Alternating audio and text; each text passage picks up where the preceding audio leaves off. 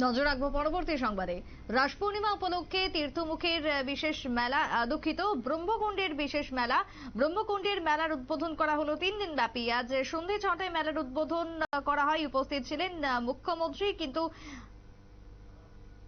মাফ করবেন, মুখ্যমন্ত্রীর উপস্থিত থাকার কথা ছিল কিন্তু শেষ মুহূর্তে উপস্থিত থাকতে পারেননি মুখ্যমন্ত্রী। তবে উপস্থিত ছিলেন তার পাশাপাশি রাজ্যের প্রতিমন্ত্রী বৃষকেতু দেববর্মা উপস্থিত ছিলেন।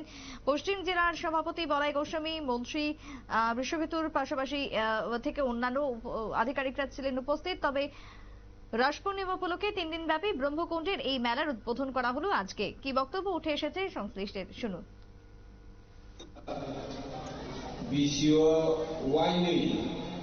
ও বাণী প্রথম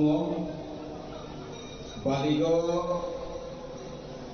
गोबां स्टल जों बर' मानो गोबां मानि फालनाय चाकुमुला जिराबि सेरायगनि थांजानाय मानै अमरक जों आगि जायफोरनि सिबिन अबो लुबैफायो बे सुदु जागा मानै थनै बायलायनानै फालनानै आबो सिबिया जों যারা ধুই থানায় রগনি বেকরে নব অজাগো जों খিমানি রগ নুকজাগো।